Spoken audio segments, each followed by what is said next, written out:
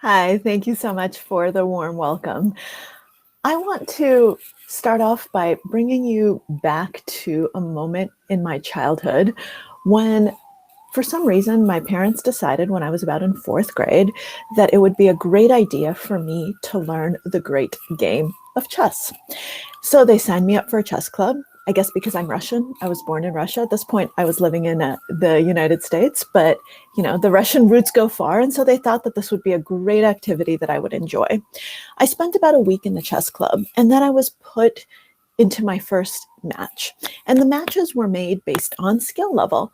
I was already not very happy when I was matched with a 5-year-old, but decided, you know what? My 10-year-old or however old I was self can beat him. I can do this. And he proceeded to beat me in 3 or 4 moves. And that was the end of my chess career. I told them I was never going to go back to the chess club, and that's it. And I actually have not played chess since then. It's traumatic when you're beaten by someone who's 5 years old.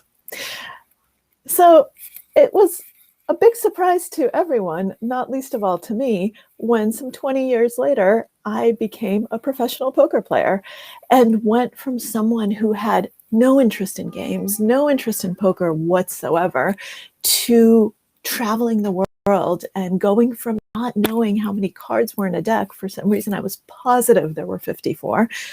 For those of you who don't play poker, there are actually 52. If you think there are 54, you're going to make some mistakes with your probabilistic calculations. So I went from that to being an international poker champion and to actually loving this game and making a living out of it.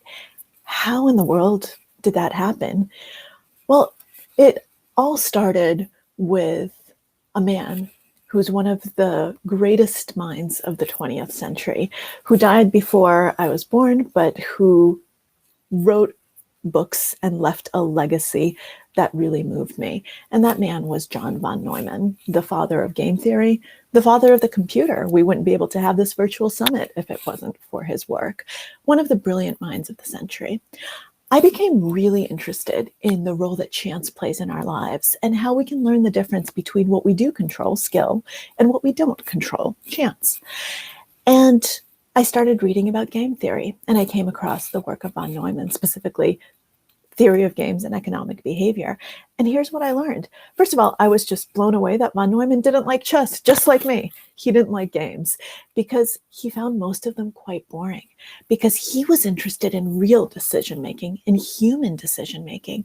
And a game like chess didn't echo life. He thought, well, it's very interesting for the mathematics, but ultimately it's solvable because it's a game of perfect information. You see the board, you see all the pieces, and you know theoretically what the best move is. Give me enough computing power, and I will tell you what to do.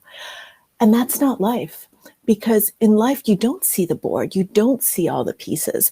Things keep changing. Some of the things are obscured. You might have thought something was a pawn, and all of a sudden it turns out to be a bishop because you looked at it the wrong way. And von Neumann became fascinated by the game of poker. He was a poker player, and it turns out that poker was actually the basis of game theory because he believed that poker, like life, is a game of incomplete information. There are things that I know. There are things that you know. There are things we know in common.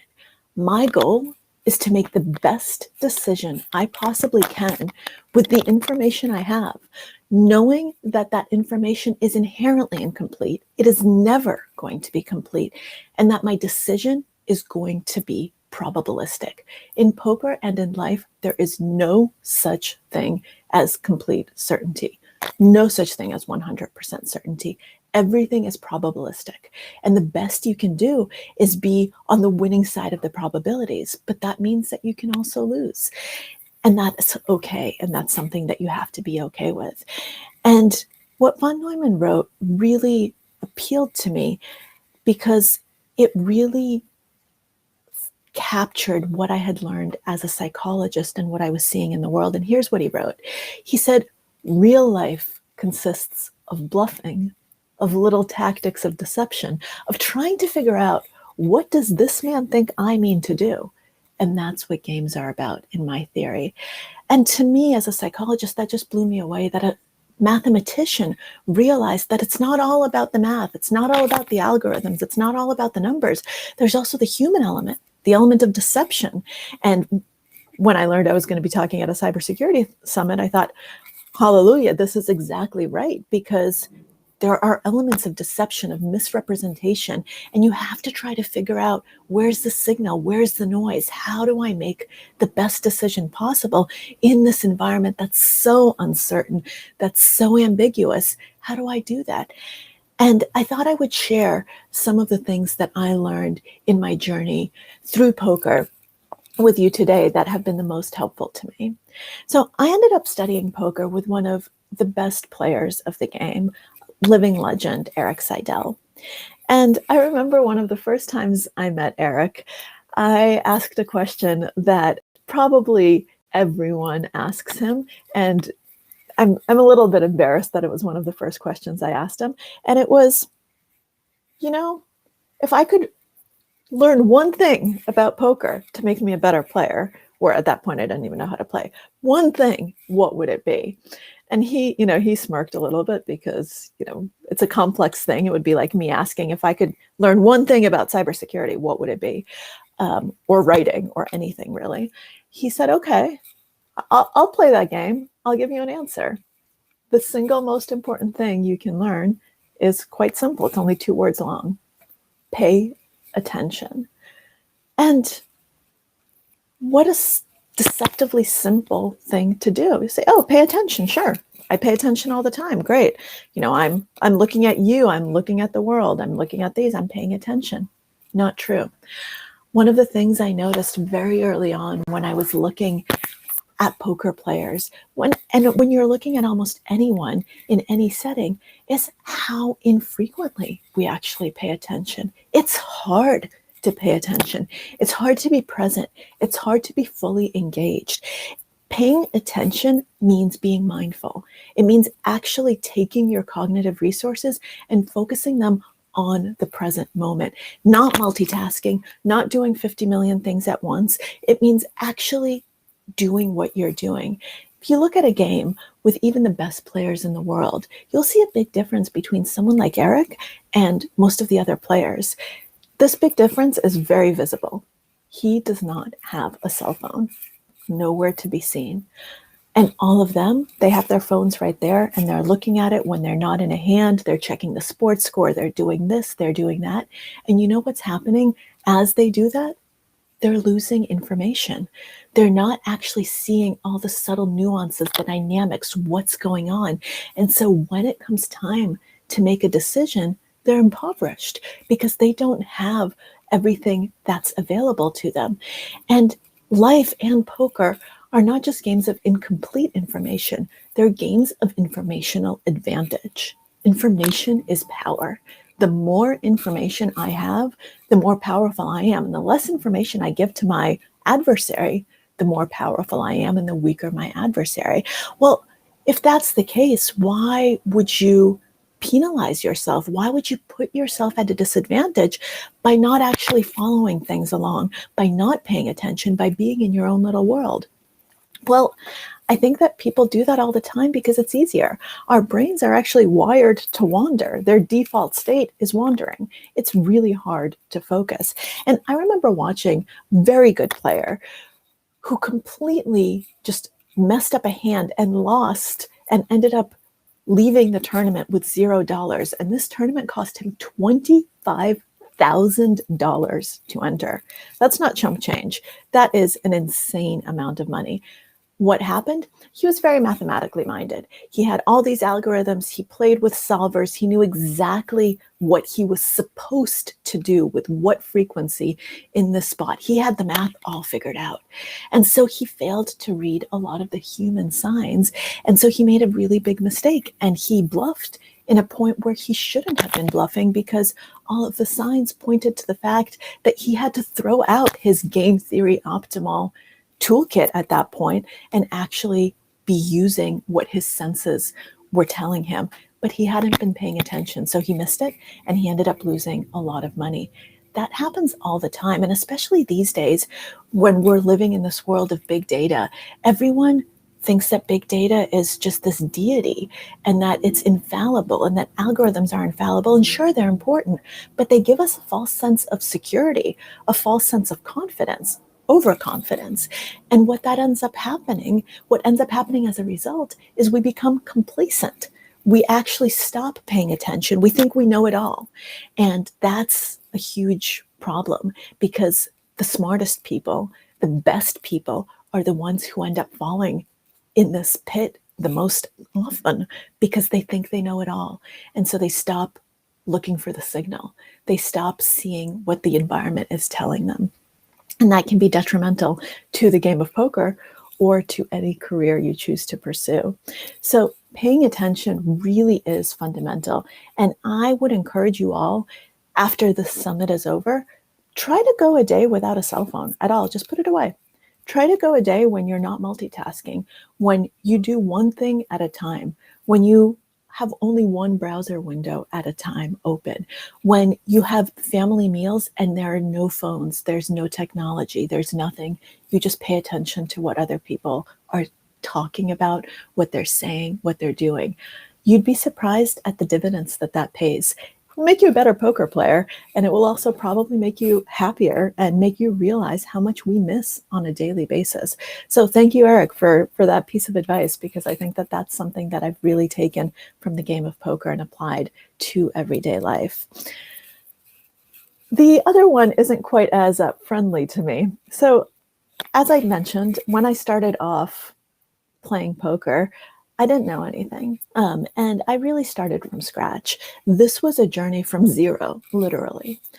And I was in Vegas, and this was early on. I was still learning a lot, and I was losing. I kept losing. And I was losing money, and it hurt. And I felt like all of my hard work just wasn't paying off. And then finally, I was at a moment where I could already taste the fact that this was going to be my first win, because I was at the point in a tournament where the next player out gets $0, but the player after that makes money. And I had lots of chips, and I was in a great position. And I thought, yes, this is it. This is my moment. I'm finally going to make money, and this is all going to pay off.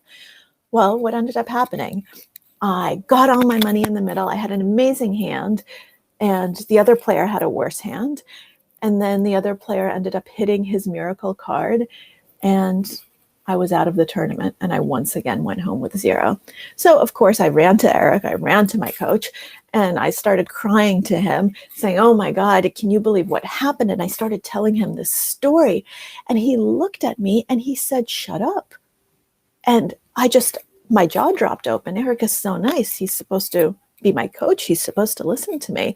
And here he is telling me to be quiet. And he said, I don't want to hear it. Do you have a question about how you played the hand? And I thought, okay, well, do I have a question about how I played the hand? I guess not. I mean, I had the best hand. It was very clear. And he said, okay, that's it. That's the only thing that matters. The only thing that matters is the process, is the decision process, is your thought process, is whether or not you made the right decision. The outcome doesn't matter. I don't care what happens. The outcome is noise. The outcome is variance. The outcome is chance. What you can do, all you can do, is make the best decision possible. And as long as you do that, as long as you put yourself in a position to be on the right side of variance, that's all you can do. And it was so important to me to hear that, because focusing on bad beats, that's what happens when you make a decision where you're a favorite and you end up losing. And it happens all the time, and people love to talk about it.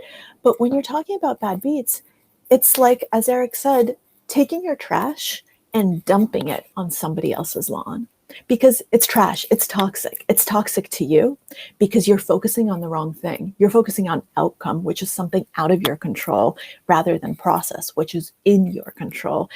And then not only are you focusing on that thing, but you're putting it on someone else. And that's very negative in terms of emotional energy. And what in the world are you supposed to do?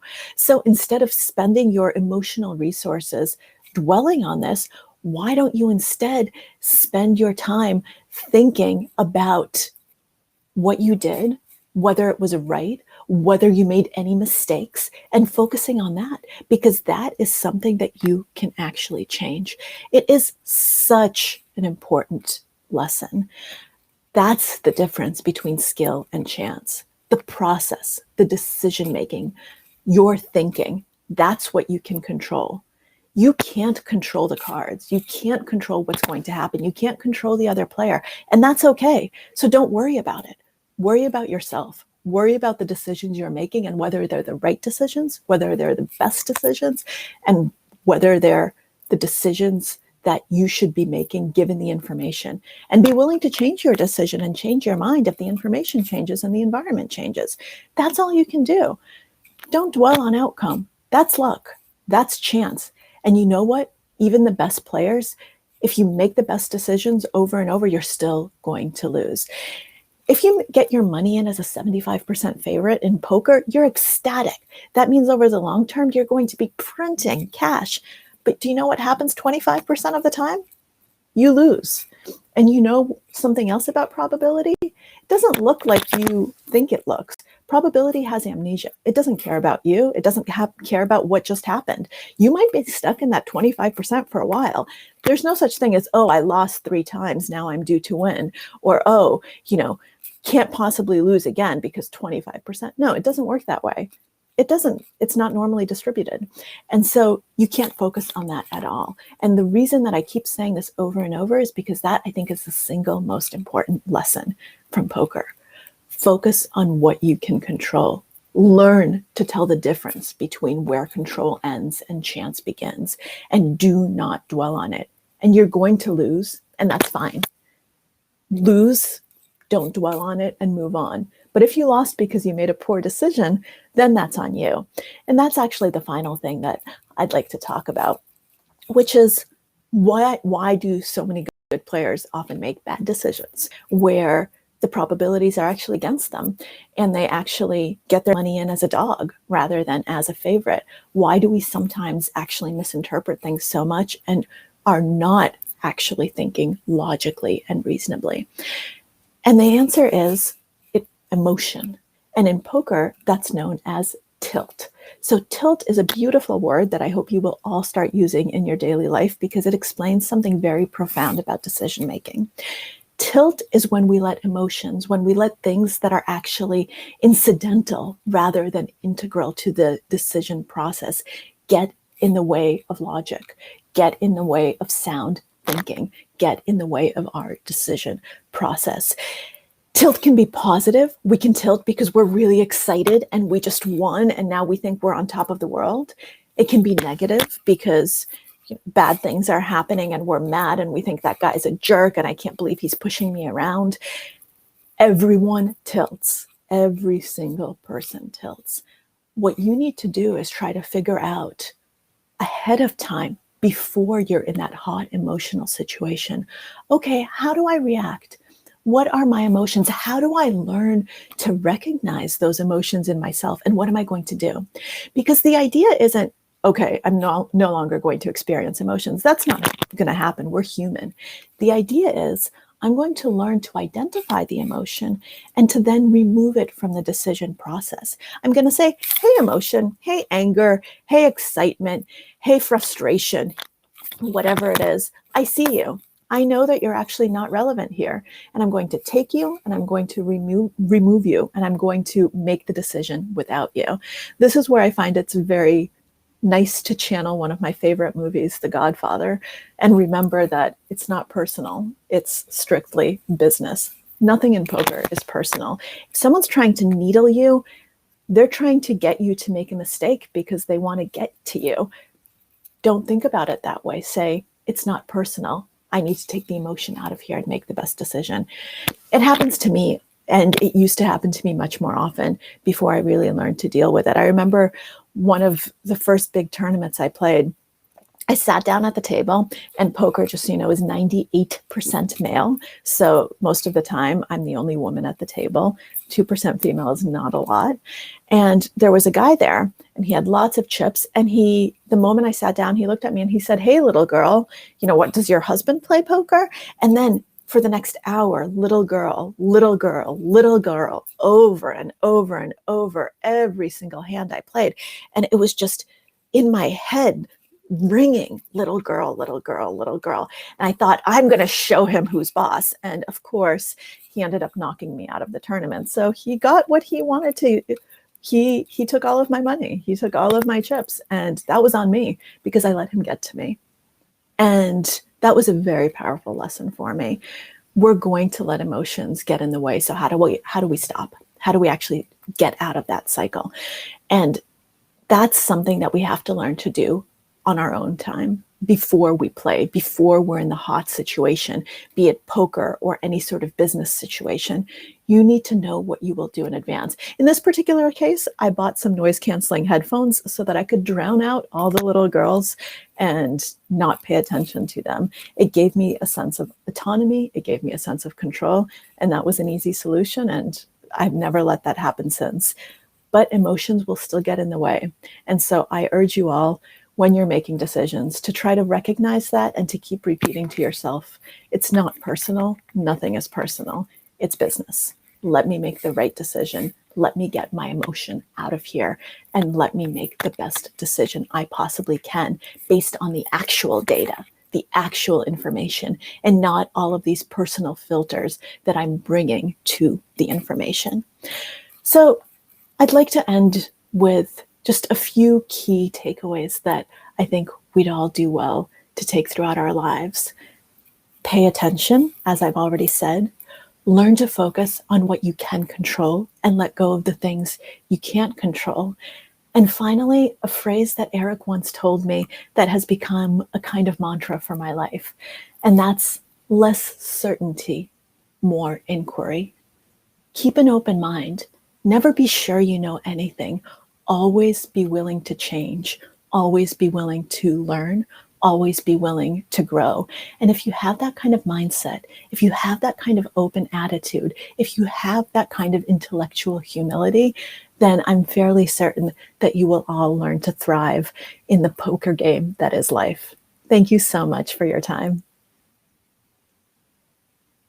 All right, Maria Konnikova, thank you so much for that. My name is Julian. I'm the editor of the Lumu blog. I'm a resident poker fan. I'm a big fan of The Biggest Bluff as well. I'll just be curating this Q&A session a little bit. I don't think we have enough time for all the questions, but let's get started. Let's see. The first question here is, do you think that children should be taught poker? Absolutely. In fact, if you want my full thoughts on this, I gave a talk to South by Southwest on it. And so you can have a full hour on why kids should be taught poker. But yes, I actually think that poker should be taught in elementary schools, starting from a pretty young age, for a very specific reason. First of all, it teaches you probabilistic thinking, which is such a difficult skill to teach. It's so hard to learn to look at the world in terms of probabilities, in terms of uncertainties. Poker teaches you how to do that. It teaches you self-control. It teaches you how to manage your emotions. It teaches you how to read other people and how to listen to other people. So I actually think that it encourages empathy, because to be a good poker player, you need to try to figure out what people are saying when they're not talking, what their bodies are saying, what their faces are saying. You need to learn to read other people's emotions. You need to learn to control your own. So I think that it's just a wonderful toolkit that kids can really benefit from. And I'm not saying don't teach chess. Chess is great and teaches different things, but why not teach poker as well? I think it could be a really powerful tool that will make children grow up into adults who are much deeper, more critical thinkers, and also better people. Right, because the game of poker is more a better analog for decision-making in life as well. So that's great. Mm-hmm. A lot of people would say to that you're teaching them gambling. Do you think that those kids would grow up to be better adapted at dealing with gambling and avoiding the addiction part of it as well? Yeah, I do, because I don't see poker as gambling, and for one very simple reason. So in poker, you can lose with the best hand and you can win with the worst hand. And that actually shows that it's a game of skill. It's the best player, not the best hand, that wins. And the most skilled players over time will make money. So in any particular hand, of course, it's a gamble and there's a chance element, but that's life. Every single thing in life is gambling, if you look at it that way. Thomas Jefferson actually said that if you look at poker as gambling, then any single human endeavor is gambling, because there's always that element of risk. But I think that if you actually teach children how to approach the game correctly, how to look at the mathematics, how to look at the probabilities, how to take emotion out of it, how to look at it from a correct mathematical, probabilistic, game theoretical point of view, then yes, I actually think that that will protect them from a lot of the pitfalls of gambling, because they'll understand the rules. They'll understand it. It's not just a game. It's actually a math problem, and it's a human problem, and it has all of these other elements. I think a lot of the time gambling becomes a problem because people sit down and say, ooh, fun, let's gamble, let's play. And they don't care about the game. They don't actually learn the game. They don't know how to play the game. They're just there to have a good time. And I think that this will actually protect kids from that, because they'll have the tools and the critical thinking in place. Of course, I do want to caveat by saying nothing's 100%. I mean, people will have gambling problems always, but I don't think that this will exacerbate them. I actually think it will make it better. Okay, great. There were quite a few questions about control in general. One question was, do you always feel in control? To which somebody responded like, the outcome is out of your control, but the process is in your control. Would you agree with that? Oh, absolutely. And the outcome is out of your control. And one of the things that poker has made me much better at is letting go, and letting go of control, and realizing that there are going to be moments when I'm not in control, and that's okay. It's scary. I mean, in life, I'm someone who always wants to be in control, right? It's hard to let go. It's hard to acknowledge, I've come to the limits of what I can do and the rest isn't up to me. But it's a very zen, very freeing philosophy to realize that that's often going to be the case, that you can do the process and kind of control what you can, but there are always going to be elements outside of your control, and you have to make peace with that, and you have to be able to move past that. So, what do I control? Well, I control my thought process. I control my emotions. I control my own actions. I control my own reactions. I don't control other people. I don't control their reactions. I don't control their actions. And of course, I don't control the future. I have no idea what's going to happen even a minute from now, let alone a day or 10 days. I mean, think about weather forecasts, right? That's something that we see every single day, where people are trying to predict the future and they can't, because everything is probabilistic. I'm sure that all of you at some point have been really, really mad at your local weather person because they've gotten it wrong. 80% chance of rain, you take your umbrella, you go out the house, you carry that umbrella around all day and it doesn't rain. And you think, oh my God, why am I lugging this stupid umbrella all day? Stupid weather forecast, totally wrong. Or 15% chance of rain. Ah, great, wonderful. I'm going to go to the beach. You go to the beach and it starts raining and you get really upset. It wasn't supposed to rain, because our minds go to 100 and go to 0. We don't see the nuance that 80% isn't 100, that 15 isn't 0. We just kind of go to those extremes. And one of the things that poker has really taught me is to be very sensitive, that even 1% is a lot. And we need to learn to live in a probabilistic world and to let go, to realize that I'm going to do my best with the information I have. If it's an 80% chance of rain, I'll take the umbrella. If it's a 10% chance, I'll go to the beach. And sometimes it's going to rain on me and sometimes it's not. And I can't control that. And I need to learn to let go. It's liberating once you do it, but it's hard. It's something that you constantly, at least I constantly struggle with. Right, and it's we judge ourselves less harshly, right, if we make a mistake. Whereas if the weatherman makes a mistake, we judge them really harshly. We sure do. All right. Another question here is, in cybersecurity, we study different threats we can face. Do you study your opponents as well? Yes, absolutely. I think it's incredibly important to study your opponents as much as possible. Like I said earlier, information is power. You want as much information as possible. it's lazy not to study your opponent. So oftentimes I play tournament poker. So the first day when I get into a tournament, I don't know anyone usually. You're playing with random people. But if you recognize someone, then and you've played with them before, then you should have taken notes in the past. So every time I'm playing, I take photographs of people and I take notes about how they play so that in the future I have a memory aid, something I can go back to. By the way, this is just good practice for everyone that I got both from poker but also from journalism. Always write things down and always take pictures because our memory is bad. And we're going to forget what we think we're not going to forget. But then when you get further on in a tournament, you actually see your table draw ahead of time. So you know who you'll be playing with. And so what I always do, and what the best players do, is no matter how tired I am, no matter how late it is and how long I've played, I look at my table draw and I look up every single player at that table. And if there's footage of them playing, I try to watch a little bit. I try to take some notes. I try to prepare myself because information is power. And I think that when we choose to leave information on the table because we're tired or we're lazy or we'll just do it tomorrow, we're not doing anyone any favors. So when it's important, you definitely want to make sure that you're getting as much as possible. There's information there, even if it's a threat, a player or, a cybersecurity threat you haven't encountered before. Observe, pay attention, try to see what the data are telling you and try to write it down. And you never know when that threat is going to come back and when you'll be able to integrate the data into a knowledge base to actually help you make better decisions.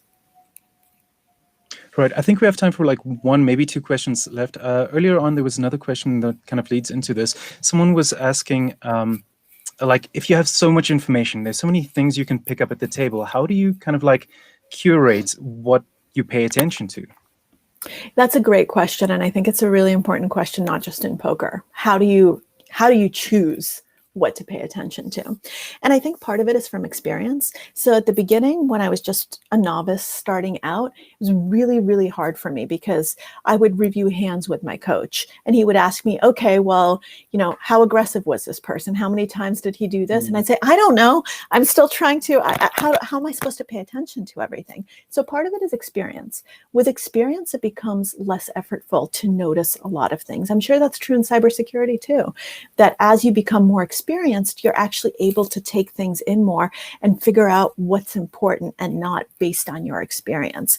But when you're just starting out, I think there are also tips that you can try to figure out. So for instance, at the poker table, people too often try to look at body language and tells because it's fun and it's sexy and people think, ooh, I'll be able to tell if someone's lying. That's wasted effort because most of that does not exist and it's not what you think it is. And so that's going to take a lot of work. So instead, why don't you try to figure out what is the least noisy type of data? Well, people's actual behavior, how they're betting, how much they're betting, how often they're betting, how do they react when someone raises them, how often do they fold? Those types of things are actually objective, observable data. So that's something that I would say start with paying attention to that because behavior is noisy and it's really, really difficult to separate signal from noise there. So try to find the things where it's easiest to separate signal from noise. And over time, you'll also learn what is and is not important to look at because attention is a finite resource. And if we stretch it too thin, we'll find ourselves in trouble. But it's a really difficult question to answer. And one of the things that I would encourage everyone to do is before you get into any situation, be it cybersecurity, poker, whatever it is, take time before it to write down, okay, from what I know of this area, from what I know of this field, from what I know of the past, what are the important things, right? What are the things that are actually important here? What are the things I should be taking into account when I make my decision? What are the data points that are usually important? Because if you take the time to write that down ahead of time, then it gives you a kind of mental checklist to look for when your attention is being pulled in all sorts of directions. All right. I think we have time for one more question. Earlier in this talk, Ricardo said that you have to adapt to the changing threat landscape. And Eric Seidel is a great example of that, his longevity and his ability to adapt to the game. Have you noticed any changes in the game over the time that you've been playing? I have. And some of the changes are silly, in the sense of people are betting smaller in certain spots or betting bigger in other spots. But I think they all come from the same spot, which is that the game is becoming more mathematical in the sense that people are using these very powerful tools, solvers that run thousands of Monte Carlo simulations to try to figure out what are you supposed to do in different situations. And I think people are using those to find ways of acting that they hadn't really discovered before. And so I do think that that's a big change. That said,